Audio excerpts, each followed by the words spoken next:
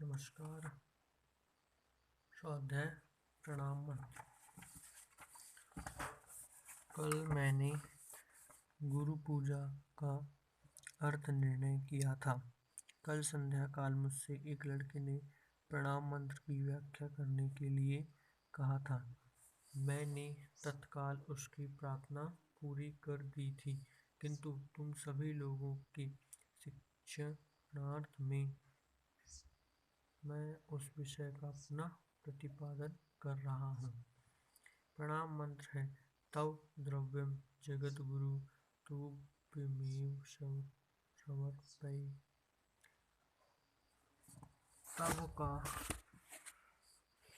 तव का तात्पर्य होता है तुम्हारा। द्रव्य का अर्थ होता है वह जिसकी एक निर्दिष्ट आकृति हो। तव द्रव्यम जगद्गुरु तुभ्यमेव समर्पयेत्। तुम्हारी वस्तु तुम्हारे चरणों में समर्पित कर रहा हूँ। तव द्रव्यम क्यों? मान लो एक अध्यात्म साधक के पास एक लाल फूल है और वह उसे निवेदित कर रहा है।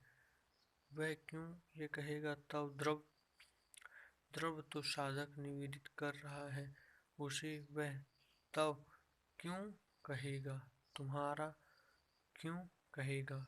यह परम पुरुष का ही है, क्योंकि हमारे इस विश्व में मनुष्य कोई मौलिक वस्तु बना नहीं सकता।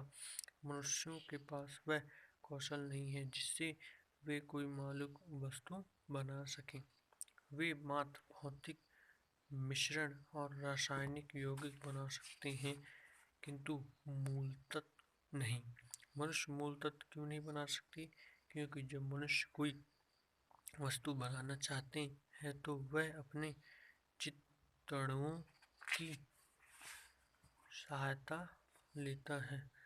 मनुष्य के चित्ताणु भूमा सत्ता के अंतर्गत ही रहते हैं, कार्य करते हैं अथवा प्रवाहमान होते हैं, कभी भी उसके बाहर नहीं।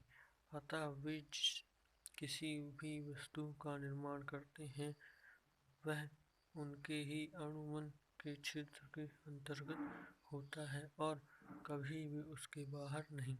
जब तुम अपने मन में एक घोड़ा अपने चित्ताणुओं की सहायता से बनाते हो तो वह तुम्हारे मन में ही रह जाता है, कोई दूसरा उसे नहीं देख सकेगा, मात्र तुम ही उसे देख सकोगे। किंतु परम पुरुष के लिए सब कुछ उनके अभ्यंतर ही है, कुछ भी बाहर नहीं है।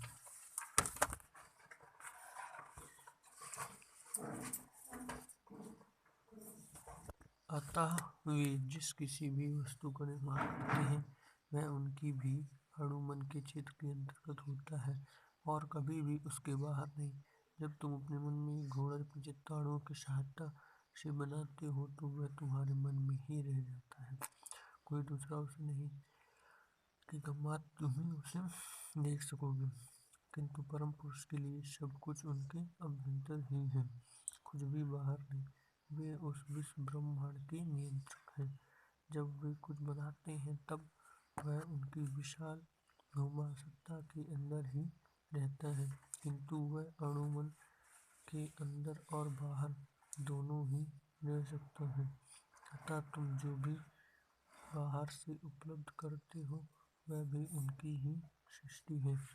किंतु तुम यह कह सकते हो कि मैंने अपने मन में जो घोड़ा बनाया वह मैंने अपने भी मन में बनाया है, किंतु स्मरण रखो तुम्हारी अणुशक्ति परम पुरुष की ही सृष्टि है। अतः जो वस्तु तुम अपने चित्त धातु से बनाते हो वह भी उन्हीं की सृष्टि हुई। तुम्हारी अणुसत्ता शून्य से नहीं आई है, वह भी परम पुरुष के अथाह सागर से निश्चित है। भूमा के विशाल सागर का एक छोटा द्वीप है तुम्हारा अणु। अतः जो तुम सोचते हो वह भी परम पुरुष का एक अंग है। अतः जो कुछ भी तुम समर्पित करने जा रहे हो या समर्पित करते हो, भौतिक या मानसिक, वह सब तुम्हारा नहीं है। तुम उसके निर्माता नहीं कहे जाते और वास्तव में तुम मालिक भी नहीं हो।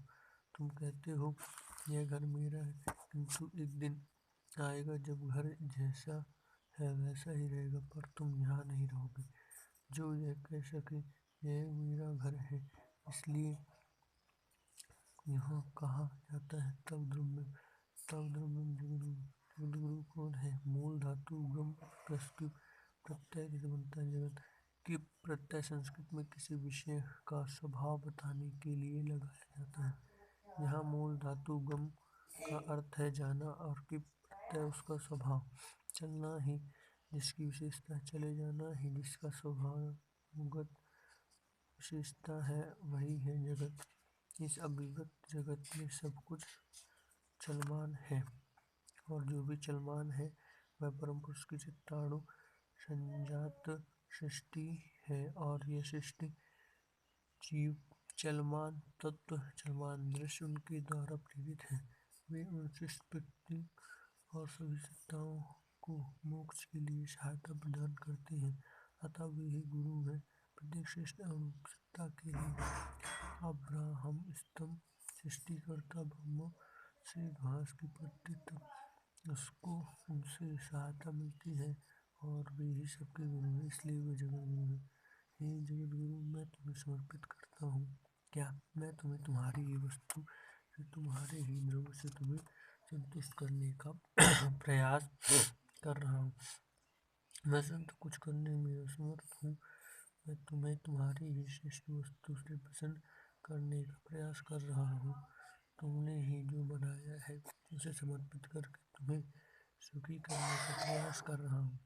ज्ञानी जन कहते हैं जब सभी कुछ उनकी ही सृष्टि है तो कोई उन्हें कुछ भी दे नहीं सकता है, क्योंकि सब कुछ उन्हीं का तो है, अतः उन्हें क्या देना। कोई यह भी कह सकता है कि मैं तुम्हें यह दे रहा हूँ, किंतु भक्तजन कहते हैं हाँ ज्ञानी जन, यह सत्य तो हो सकता है कि सभी कुछ उनकी ही सृष्टि है और सभी कुछ उनका ही है, किंतु सभी कुछ उनका होने के बावजूद मेरा अहंकार मेरे मन में धुर्जे है। उस अणु भाव मैं हूँ को सदा से मन अपना सोचा है, और यह अहंकार कभी कभी कहता है ओह मैं नहीं जानता कि ईश्वर कौन है।